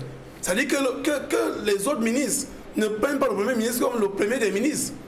Parce que si M. Wafoutalé disait que le ministre de la Santé avait indiqué qu'il a recensé 7 cliniques, il a soumis à l'appréciation du Premier ministre. Pourquoi pour ce qui concerne donc les 60 ou 90 000, il n'a pas fait la même chose? Pourquoi cette fois-ci, il prend sur lui et après, il tweet pour dire non, c'est le président de la République qui a demandé qu'on arrête? D'accord. Mais est-ce que cela est normal dans le pays où nous voulons fonctionner, si vous voulez, où nous voulons le développement? Le développement, c'est d'abord les hommes, le comportement même que nous avons vis-à-vis de notre hiérarchie, ainsi de suite. Quand nous voyons les efforts qui ont été déployés, vous savez, même ici chez vous, vous avez vu, à un moment donné, vous avez pris disposition, avant d'entrer à cet immeuble, pour barrer la route à cette affaire Covid-19. Il y a des hôpitaux installés même dans des entreprises parapubliques où on peut vous faire le test et le soir vous avez le résultat. Ça veut donc dire que ce n'est pas les moyens sur le plan national qui manquent, ce n'est pas les hommes formés qui manquent. Pour aller chercher, M. Wafoutalé dit que ça n'existe pas, il a cherché partout sur la toile, ça n'existe pas, mais des tests. Ça veut donc dire qu'il y a un problème. Pourquoi on nous amène toujours, ça ressemble un peu à des entraîneurs qu'on va souvent ramasser, qui viennent se faire le nom au Cameroun. C'est-à-dire qu'on a de la maîtrise d'œuvres ici au pays, mais on va chez les gens qui viennent se faire le nom. Donc, ces sociétés qu'on vient, ces deux sociétés qu'on amène ici, parce que peut-être les gens ont les intérêts, il faut justement que cela s'arrête. Et le Premier ministre même ne doit pas aussi le laisser. À un moment donné, il faut que le Premier ministre lui-même, s'il dormait, il faut qu'il se réveille. Il faut qu'il se réveille, pourquoi? Parce que le président a nommé un Premier ministre, et c'est lui qui est le chef du gouvernement. Quitte à ce qu'il nous demande au peuple que les ministres ne veulent pas travailler avec lui, ou bien refusent de suivre sa feuille de route, alors le peuple sera témoin de ce que les ministres qui sont autour de lui ne sont pas compétents, mais en même temps ne veulent pas collaborer avec lui. Vous vous imaginez qu'aujourd'hui, pour qu'un Camerounais se lève et aller même au marché, voici les fins de fin d'année, vous voyez comment c'est triste là dehors, parce qu'il n'y a pas d'argent. Vous croyez donc que les Camerounais prendront l'argent où, si vous voulez même sortir pour aller en Centrafrique, vous devez débourser 90 000. Et si vous le faites au bout de 3 mois, mon Dieu, vous allez prendre cet argent là où? Pourquoi est-ce qu'on ne tient pas compte que l'économie camerounaise, c'est vrai, mais il faut donc qu'on se serre les coudes. Il ne faut pas que ce soit une affaire où on va amener les gens pour venir s'enregistrer ici et repartir. Dieu merci. Je dis encore que Dieu merci parce que très rapidement, cela a été stoppé. Mais comment on fait pour éviter ce genre de choses dans l'avenir? Et pour éviter ce genre de choses dans l'avenir, il faut que les gens soient sérieux. J'aime souvent un refrain de l'hymne national.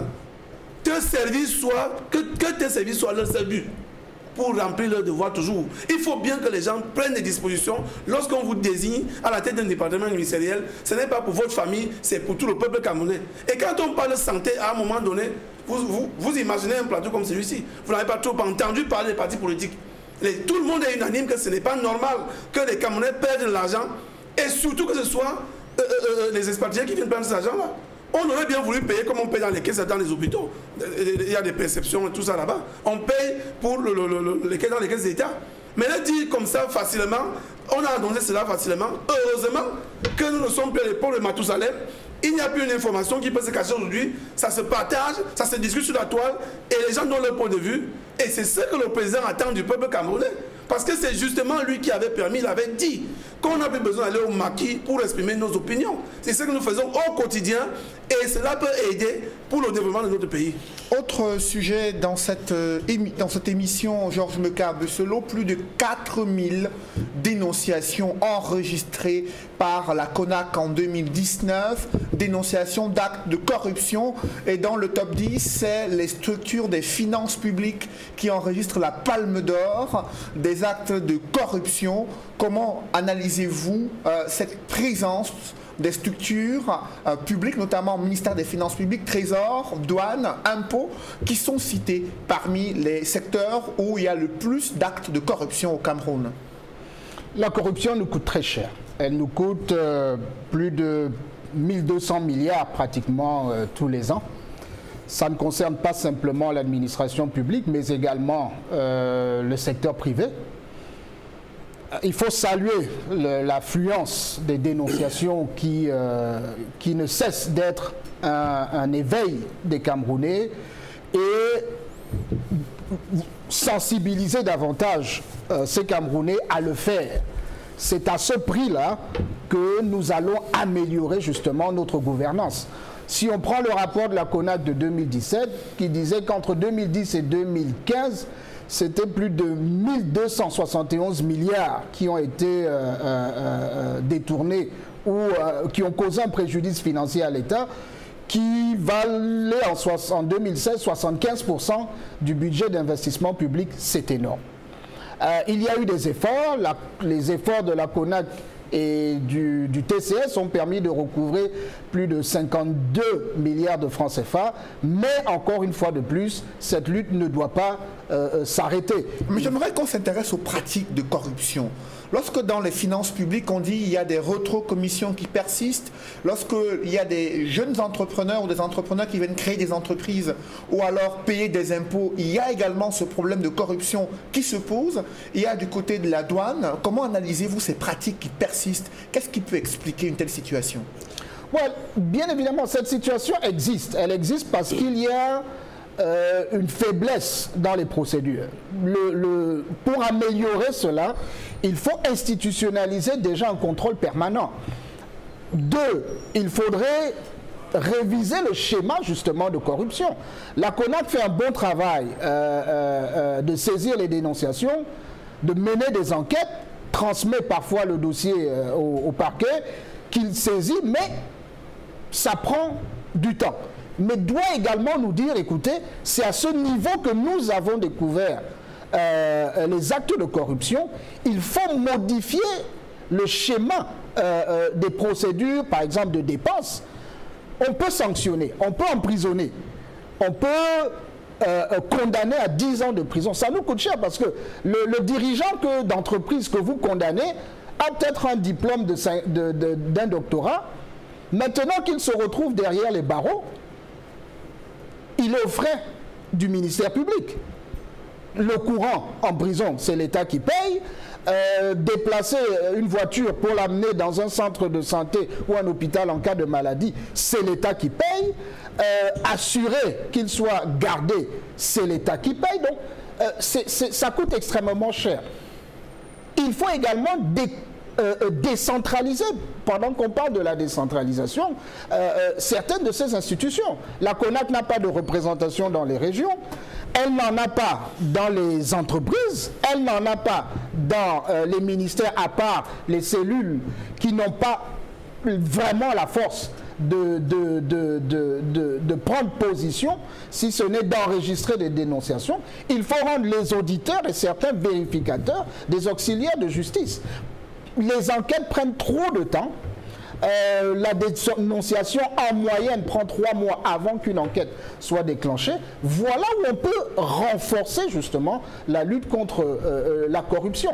On a vu les efforts au ministère des Finances avec le comptage physique des fonctionnaires qui ont permis d'éliminer les soldes fictifs, d'économiser 32 milliards entre 2019 et 2020, c'est à féliciter. Mais ça ne veut pas dire qu'il faut s'arrêter là. Pourtant, après vous, Georges Meka, maître Fidèle Djoubissi, malgré cette opération de comptage physique des personnels de l'État, il y a toujours des dénonciations sur le fait que des rétrocommissions doivent être payées pour que des fonctionnaires obtiennent leur rappel ou leur solde au ministère des Finances publiques et dans d'autres services déconcentrés des structures des finances publiques au Cameroun.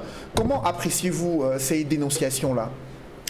Il faut relever, Cédric, que la corruption est installée au sein des administrations publiques de notre pays et que le régime en place n'a pas la volonté ferme de lutter contre ce fléau. Et la corruption est l'un des piliers fondamentaux sur lesquels repose ce régime. Et le régime encourage et entretient la corruption parce que, voyez-vous, il fut une année, quelques années seulement après la réduction drastique des salaires des fonctionnaires, M. Biya s'est retrouvé en France où il a accordé une interview à un journaliste français où on lui pose la question sur la corruption. Il a dit, on vient de couper les salaires de 70%, comment voulez-vous que les fonctionnaires vivent? Et sur le plan politique, c'est une manne pour le régime RDPC parce que le plus souvent, lorsqu'il y a campagne, vous voyez que ce sont ces autorités administratives-là qui sont au centre de la corruption, qui mènent la campagne et qui font tout pour que leur champion gagne et les ressources qu'ils utilisent proviennent des actes de corruption. Donc c'est pour ça que le régime ne s'attaque pas de manière frontale à ce fléau. Et l'on le voit dans le dispositif de lutte contre la corruption. Vous voyez, la CONAC, qui est l'organe chargé de lutter contre la corruption, montre sur le plan des opérations qu'elle est incapable, déjà par les hommes qui sont choisis à lutter contre la corruption au sein de cette institution. On avait désigné un pasteur à la tête de cette institution qui avait donné beaucoup d'espoir aux Camerounais. Mais dans la pratique, nous nous sommes rendus compte que ce qui n'a pas satisfait les Camerounais dans leurs attentes, avec beaucoup des cas que nous avons connus. Je cite le cas de la société Congecam, où la CONAC a démontré avec beaucoup de force qu'elle n'avait pas vraiment, que les hommes qui sont au travail ne sont pas compétents. Vous voyez, la CONAC qui va se mêler du travail des inspecteurs des impôts, du travail des inspecteurs de douane et même du travail du consupé, et là, elle perd les pédales et montre que ces personnes ne sont pas compétentes. Et elles sont là depuis, je pense, depuis 2006 qu'on a créé la CONAC. Donc, ça fait 14 ans que les mêmes personnes sont là et elles ont prouvé qu'elles n'ont pas la compétence de combattre la corruption et on ne les remplace pas. Donc, et je regardais aussi également dans le dispositif structurel où il manque des instruments juridiques forts pour lutter contre la corruption. Ces instruments juridiques, c'est de mettre d'abord en œuvre l'article 66 de la Constitution sur la déclaration des biens. Parce que les autorités administratives qui sont en contact avec les administrés, avec ceux qui demandent des services publics, doivent justifier, ils doivent avoir une traçabilité de leur possession, de leurs biens, pour qu'on sache pour qu'on puisse être convaincu qu'ils ne se mêlent pas de corruption. Parce que la corruption, ce n'est pas seulement de détourner les fonds publics, c'est l'argent que les contribuables, que les administrés, les usagers du service public payent. Et là, ça touche beaucoup plus le portefeuille des citoyens. Et si on applique la loi sur la déclaration des biens, il y a un décret qui a organisé la commission. Il reste que le président de la République désigne les membres qui sont chargés de recevoir les dénonciations et également que cette commission rentre au travail. Et également, il y a l'infraction sur l'enrichissement illicite qui pourra aider à détecter avec efficacité ceux qui sont coupables de corruption. Et je suis d'accord avec mon compagnonniste d'à côté pour la décentralisation de l'institution chargée de la lutte contre la corruption. C'est pour ça que le président élu, le professeur Maurice Kamto, lors de la campagne 2018, dans son programme a indiqué que dès qu'il sera élu, il mettra en place l'Agence nationale de lutte anticorruption et pour la bonne gouvernance. Et cette agence nationale aura des démembrements dans les régions ou bien dans les États fédérés, selon le choix des Camerounais pour ce qui est de la forme de l'État. Donc, de ce point de vue, nous pouvons dire que si le régime en place veut que la corruption cesse, il doit mettre en place des organes qui ont la force et des hommes qu'il faut, pas ceux qui sont là maintenant, parce que au contact de certains cas que nous avons relevés, nous avons vu... On ne fera pas de fixation sur les personnalités, on va s'intéresser au rapport 2019 de la CONAC rendu public ce mois de décembre 2020. Raphaël Ndougou, les affaires foncières qui figurent à la deuxième position de ce top 10 des secteurs publics perméables à la corruption. Est-ce que vous partagez ce point de vue évoqué dans ce rapport concernant les affaires foncières, les difficultés d'obtention des titres fonciers, les actes de corruption dans les préfectures ou les administrations territoriales locales, parfois engagées dans ces opérations d'établissement des titres fonciers ou de vente de terrain? Avant cela, c'est-à-dire que je voulais dire que la lutte contre la corruption nous concerne tous. On peut dire comme au quartier, tous contre un. Donc tous les Camerounais doivent être contre la corruption, quelle que soit leur appartenance politique ou religieuse. Maintenant, la CONAC travaille avec quelle méthode? Quelles sont les méthodes, les techniques de laquelle la CONAC utilise? Vous avez indiqué que c'est les dénonciations téléphoniques. C'est dire quelque chose, mais est-ce que c'est suffisant pour tordre le cou à la corruption? Maintenant, vous m'interrogez sur le cas du MINCAF. Effectivement, les procédures, parce que la CONAC est capable de démontrer que les procédures sont non seulement longues et peut-être mal montées, si vous voulez. Parce que vous achetez le terrain dans un village X, il faut qu'on achète le sous-préfet qui vient d'être peut-être nommé, et son SP va vous dire la descente du sous-préfet, c'est telle somme. Alors qu'il existe un chef de village dans ce village-là, qui peut facilement connaître le nom du propriétaire de tel terrain et les ayants droit, si vous voulez. Mais lorsque la procédure devient longue, c'est tout à fait facile que la corruption élit domicile à cet endroit par rapport aux procédures. Et ceci est valable même pour la situation que vous venez d'interroger Maître Jomissi tout à l'heure, parce que aux finances, c'est juste une virgule que je fais, aux finances, pourquoi quand vous travaillez à Soumaloumou et que vous venez d'être recruté, vous devez aller sur votre dossier aux finances pour le rappel. Tout de suite, quand vous allez vous rendre compte que vous faites plusieurs kilomètres par mois, vous serez contraint, vous serez obligé de vous soumettre à la demande de paiement pour que votre rappel sorte. On peut trouver, je suis d'ailleurs d'accord avec M. Maka, décentraliser, non seulement décentraliser la CONAC et qu'elle soit présente partout, mais aussi même décentraliser notre administration parce que ça cause un vrai problème. Vous ne pouvez pas me dire que le sous-préfet, avec son état-major, descend sur le terrain pour, je ne sais pas tout, les procédures d'usage. Il faut donner le carburant. Alors qu'il y a le carburant du sous-préfet qu'il a par mois pour travailler. Est-ce qu'on ne peut pas alléger la procédure d'obtention du titre foncier pour éviter tout cela? Pour éviter qu'un état-major descende pour venir régler ce problème? C'est là toute la question. Donc moi je voudrais, pour finir, vous dire simplement que si nous participons tous à la lutte contre la corruption, et si on allège les procédures, on facilite les procédures, non seulement au niveau du MINCAF, comme vous l'avez ici indiqué, mais aussi dans les autres administrations. Parce que si ce n'est pas le cas, nous aurons toujours les problèmes de corruption. Et pourtant, c'est facile de diminuer parce qu'il est difficile d'éradiquer la corruption chez nous. Parce que même votre enfant qui est à la maison, quand vous l'envoyez, allez puiser le hibou d'un peu, dire que non, je vais vous acheter les bonbons, il va courir. C'est déjà la corruption qui naît dans votre famille.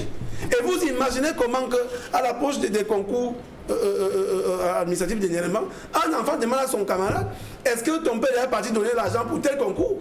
Donc vous voyez comment nous élevons nos enfants dans cette affaire. Et vous allez me laisser croire ici que c'est une affaire du gouvernement. Non, c'est l'affaire de tout le monde. Parce que de peu ou de loin, nous avons déjà été soit corrupteurs, soit corrompus un jour, quelle que soit la manière. Peut-être parce que vous avez donné 1000 francs à un vigile pour aller payer la facture d'eau. C'est la corruption. Ça veut donc dire que dans nos mentalités, il faut qu'on change notre façon de vivre, notre façon de faire. Et il y a des possibilités de diminuer la corruption. Donc il faut donner également les pouvoirs, les moyens, non seulement de travail à la CONAC, mais le pouvoir aussi de pouvoir proposer les sanctions à l'endroit peut-être des Camerounais soupçonnés de corruption. Vous avez dit si bien dit que les finances passent devant. Tout simplement parce que tout cela est concentré au niveau des finances. Et maintenant, dernièrement, on a parlé de la situation des téléphones. Pour parler de la douane. Peut-être, moi j'avais été d'accord sur cette affaire, mais peut-être c'est la méthode qui n'était pas bonne. Parce qu'il fallait trouver un moyen pour que ceux-là qui importent les téléphones ne s'enrichissent pas au dos du contribuable camerounais. Parce que vous pouvez dans votre mallette prendre une centaine de téléphones en pièces détachées, vous venez monter ici, et les Camerounais payent ces téléphones chers sans autres formes de procédure. Alors que si vous déclarez la douane et que le Camerounais, au moment de venir acheter le téléphone, peut-être va vous demander si vous avez des douanes ou non. Parce que ce n'est pas tous les téléphones, des pièces détachées qui passent par le port ou bien qui passent par le fret. D'autres peuvent passer par les sacs à main. Donc c'est des procédures que nous devons ensemble réfléchir avec la CONAC et tout l'ensemble des populations du Cameroun pour tordre le cou à cette gangrène-là. Mais Raphaël, le MRC estime que la corruption est une arme de l'administration publique et du gouvernement et de votre parti pour pouvoir acheter les consciences au moment des périodes électorales, mais également pour pouvoir tenir les Camerounais malgré le contexte morose de la situation économique. Que répondez-vous? Je ne voulais pas qu'on vous tape sur les doigts quand on va vous dire que vous avez encore évité quelqu'un du parti. Je vous ai dit, je suis du parti, c'est vrai. Mais il ne faut pas m'interroger sur le parti. Mais je peux répondre pour dire à Maître que même lui-même dans sa corporation, il y a de la corruption là-bas. Vous connaissez des événements à Douala. Ça veut dire qu'on dit qu'il n'y a pas un secteur qui en reste. Maintenant, est-ce que c'est l'outil, comme il a dit, est-ce que c'est cet argent issu de la corruption qu'on va faire la campagne? Bien évidemment, si c'est donc ça, ça veut dire qu'on dit que même chez eux, lorsqu'on fait la campagne là-bas, on prend aussi l'argent comme... Chez les contribuables. Non, écoutez, c'est nous faisons sérieux. Je ne voudrais pas qu'on entre dans cette affaire de parti politique, on va se perdre. On va se perdre alors que le Cameroun perd beaucoup d'argent. Je vais vous prendre l'exemple sur les téléphones. Est-ce que vous savez que cette affaire-là, honnêtement, on doit réfléchir mûrement pour éviter que les expatriés, les Chinois qui arrivent ici, viennent s'enrichir? Parce qu'on ne sait pas s'ils déclarent véritablement la cargaison des téléphones qui viennent ici en pièces détachées. On ne va donc pas mettre ça sur le dos d'un parti politique. Disons non à la corruption, et pour dire non, il faut que nous participons tous à la lutte contre la corruption. Mais maintenant, les mécanismes et les méthodes de la CONAC, j'ai l'impression que la CONAC est encore fragile pour véritablement sévir seule contre cette corruption-là. Et maintenant, la CONAC doit également avoir qui des magistrats en son sein, qui des avocats. Il faut bien que ce soit, la CONAC soit bien outillée et avec la matière grise qui va avec. Même les OPJ doivent être là-dedans.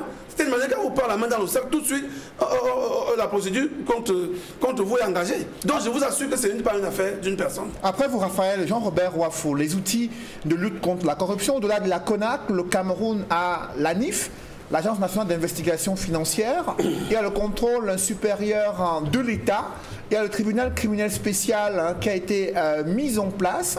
La CONAC, cela fait 10 ans déjà qu'elle produit des rapports. Selon Cameroun Tribune, elle a permis au Cameroun de sauvegarder 1652 milliards de francs CFA. Pour autant, l'on enregistre plus de 4000 dénonciations en 2019 et toujours un point de croissance perdu du fait de la corruption.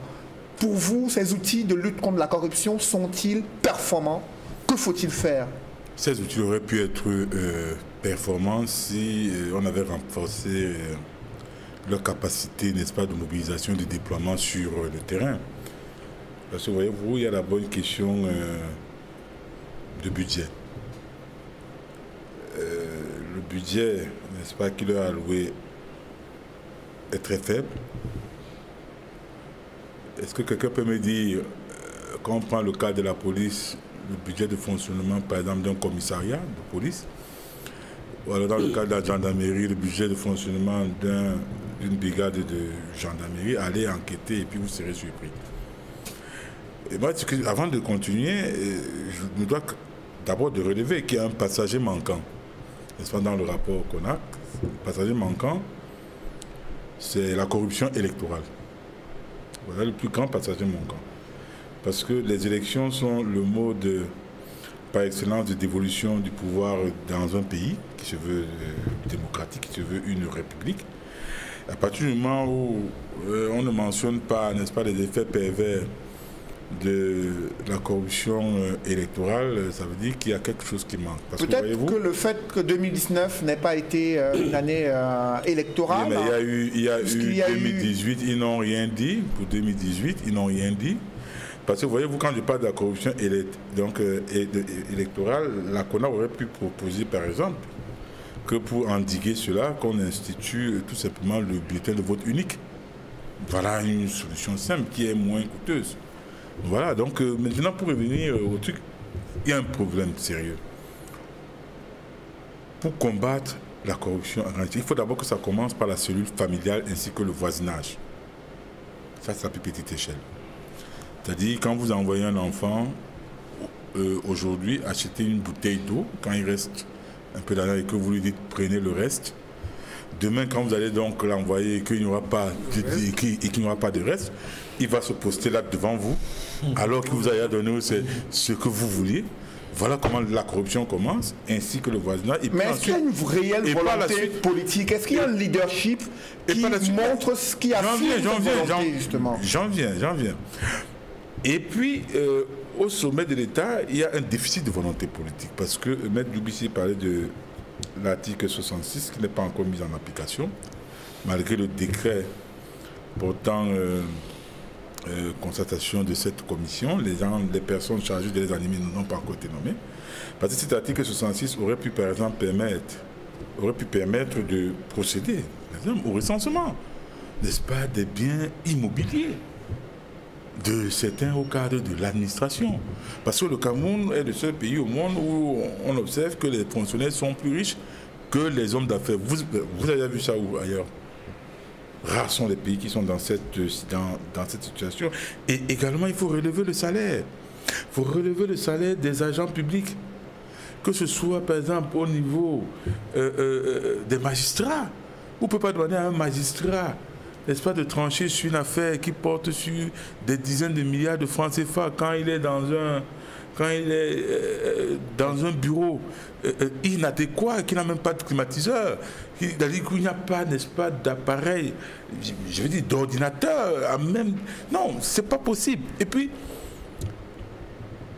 pour que cette corruption également puisse être irradiée de façon considérable, il faudrait que l'État prenne en charge certains secteurs comme l'éducation, comme la santé. Parce qu'aujourd'hui, vous pouvez gagner 500 000 francs CFA, 600 000 francs, 800 000 francs le mois. Mais ça, c'est pour vous, c'est pas pour vous seul.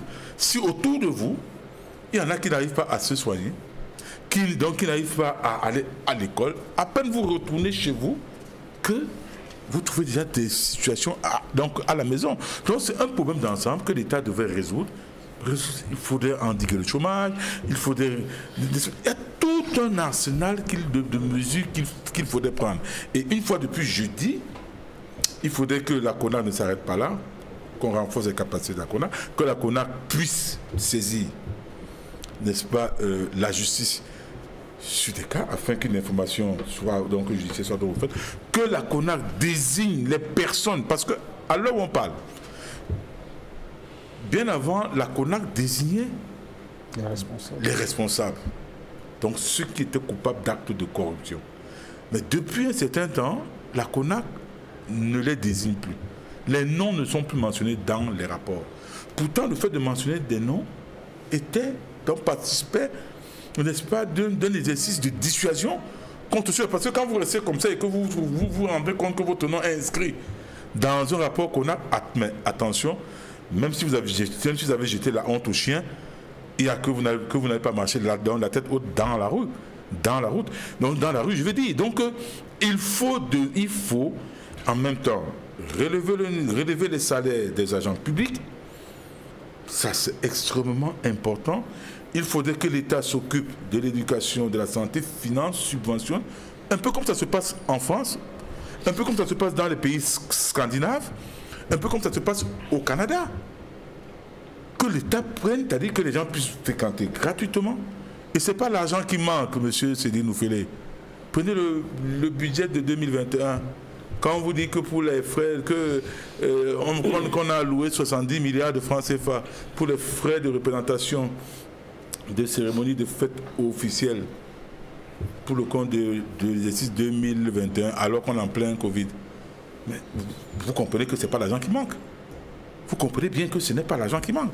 Donc, il faudrait à tout prix, il faudrait, parce que la corruption nous fait perdre. Vous avez parlé d'un point sur la croissance, c'est énorme. C'est énorme. Il faudrait également qu'on enquête, n'est-ce pas, dans plusieurs autres secteurs névralgiques. On a parlé, n'est-ce pas, des finances. Jusqu'aujourd'hui, M. Meka Abesolo a parlé de l'assainissement du fichier solde. Jusqu'aujourd'hui, je n'ai pas vu un agent être poursuivi en dehors de 2 ou 3 boucs émissaires.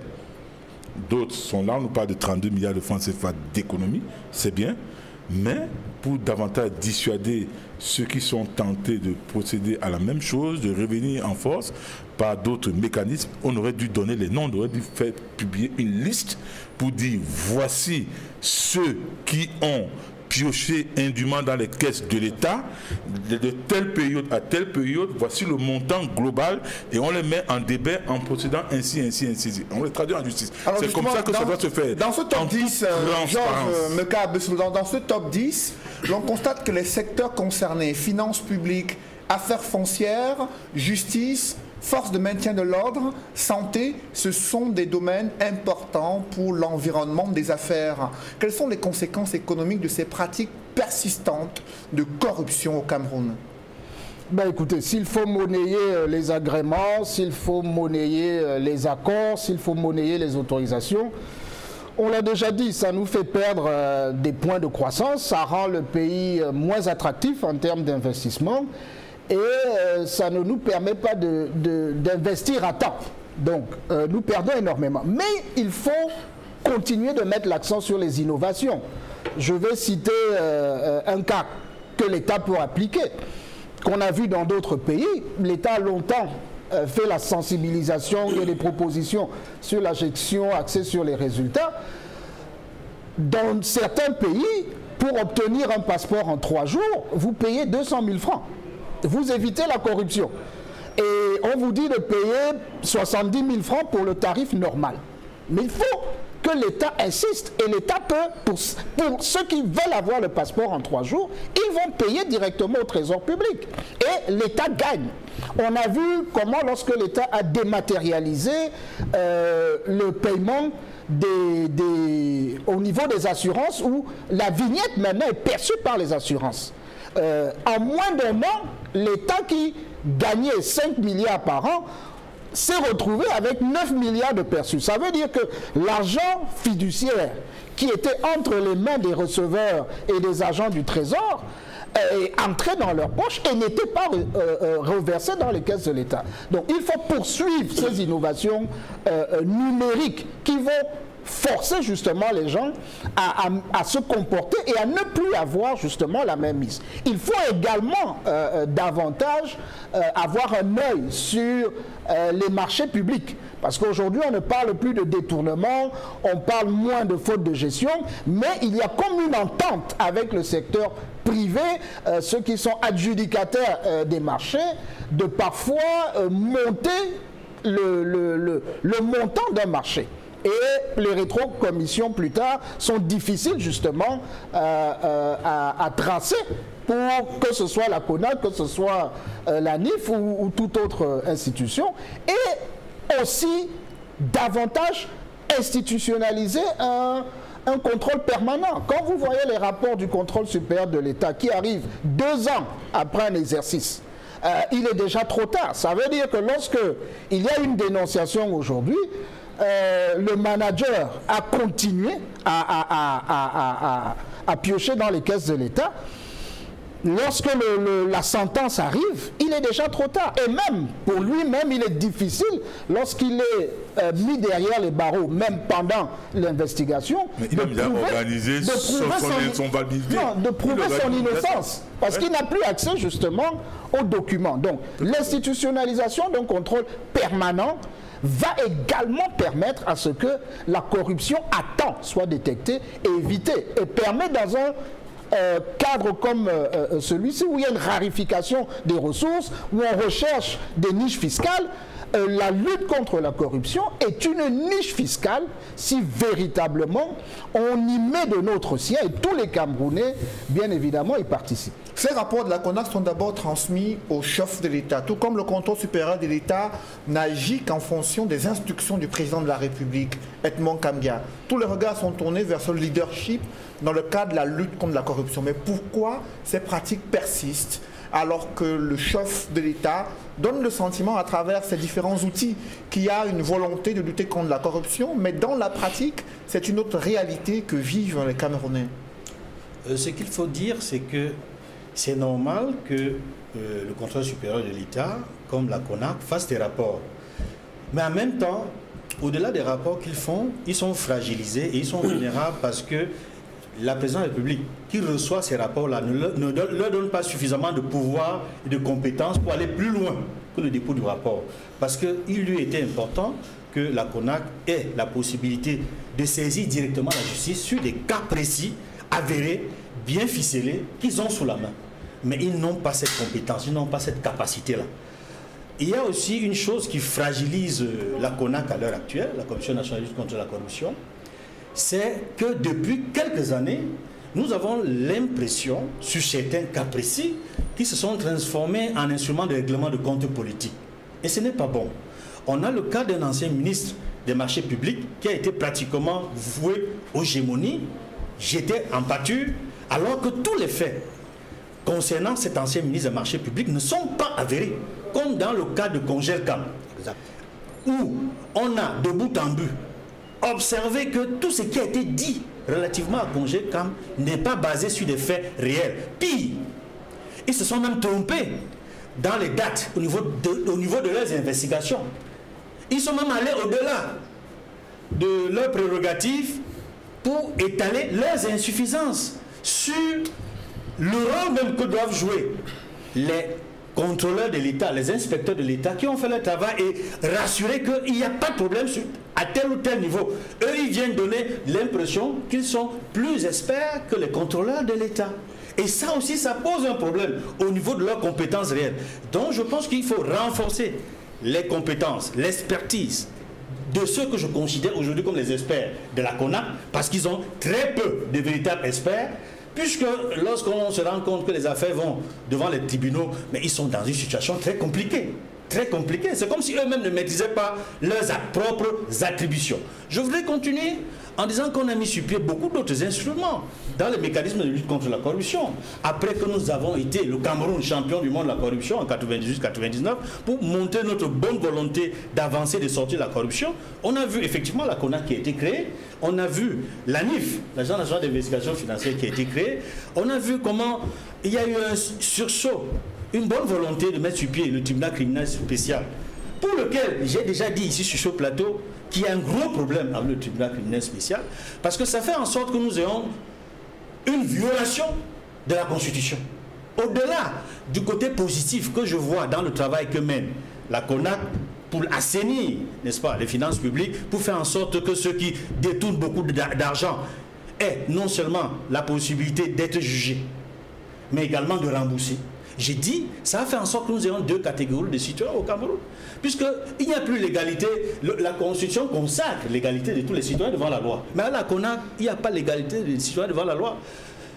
Plus vous détournez l'argent, plus de 50 millions, et vous avez la possibilité de rembourser et être libéré totalement.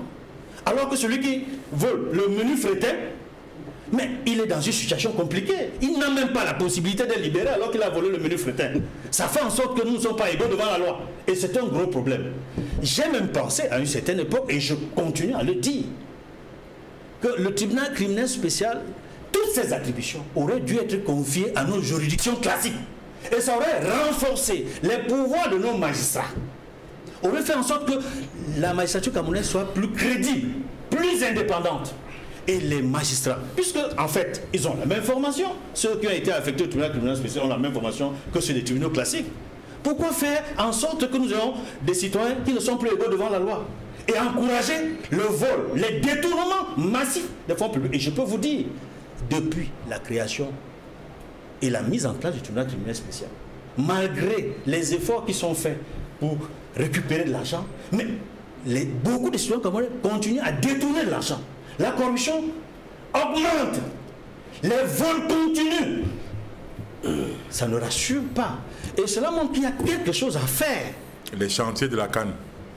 Vous savez, il y a beaucoup de dossiers sur lesquels on va peut-être revenir ici, sur les chantiers de la canne, comme sur beaucoup d'autres dossiers relatifs aux actions qui ont été entreprises par le ministre de la Santé. Il y aurait tellement de choses à dire. Il mériterait non seulement les investigations de la CONAC, mais également l'Agence d'investigation financière, mais également d'autres structures qui montreraient que le Cameroun a la ferme volonté de sortir de ces pays les plus corrompus du monde. Parce qu'il faut le dire, depuis 3 ans, entre 2017 et 2020, le Cameroun stagne, s'il ne régresse pas, dans ses efforts de lutte contre la corruption. Nous sommes toujours sur 180 pays concernés par l'indice de corruption de Transparency International. Nous sommes 152e, 153e.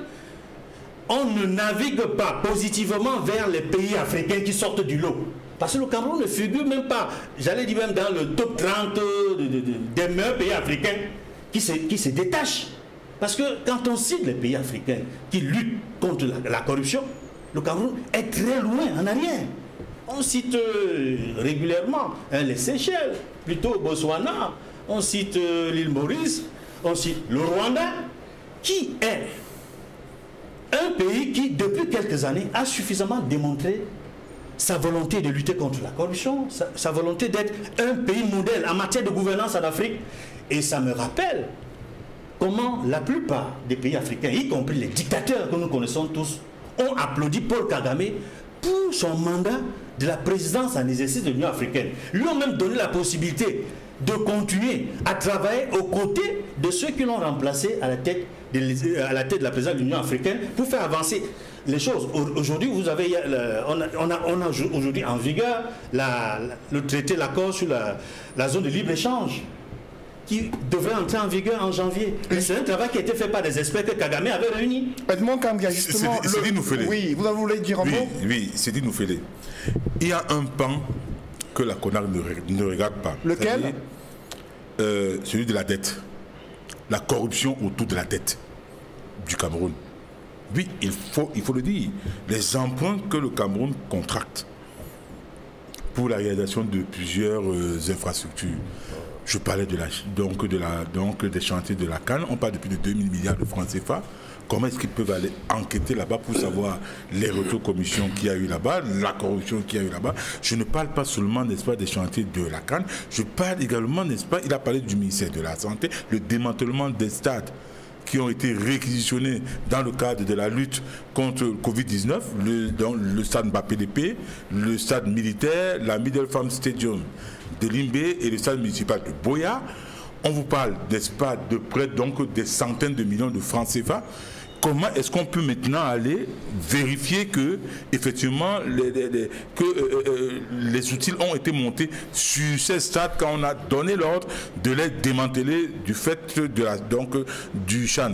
Autre chose, il faudrait bien qu'on nous dise, n'est-ce pas, pourquoi on attend toujours?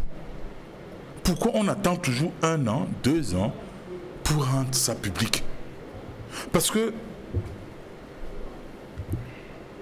le plus grand scandale de ce pays, monsieur Cédine Noufélé, c'est la dette. C'est la dette, c'est le service de la dette. Personne ne peut savoir aujourd'hui le montant exact de l'endettement du Cameroun. Le ministre des Finances avait annoncé un audit en fin 2019 pour répondre aux préoccupations du secteur privé. Il a annoncé un audit. Il avait été posé au GICAM, mais pas de précision jusqu'à cette heure. Lors de la dernière mission du FMI ici, il y a eu une divergence par rapport à un gap de 1000 milliards de francs CFA. de 1000 milliards de francs CFA. Donc c'est pour vous dire quoi? Il faudrait qu'il y ait un grand choix de la dette, qu'on dise aux Camerounais, voici les dettes que nous avons contractées, voici la liste des créanciers, voici la contrepartie de l'État du Cameroun dans ces différents montages financiers, parce qu'on parlait du foncier. Effectivement, l'Institut John Hopkins a rendu public il y a cela un an et demi, la liste, n'est-ce pas, des pays qui commerçaient, ou du moins qui entretenaient des relations avec la Chine. Et on avait fait part de ce que le Cameroun avait concédé 105 000 hectares de terre aux Chinois. 105 000 hectares, donc plus d'1 milliard de mètres carrés. Aucun Camerounais, en dehors de ceux qui nous gouvernent, ou alors ceux qui étaient dans ces opérations, ne peut nous dire les emplacements géographiques de cette terre concédée. Les explications, il y avait des explications officielles, que c'était des structures d'une multinationale, EVECAM, ou l'une des structures installées au Cameroun qui avait concédé ces terres aux Chinois. Ce n'était pas de nouvelles terres qui leur avaient été données.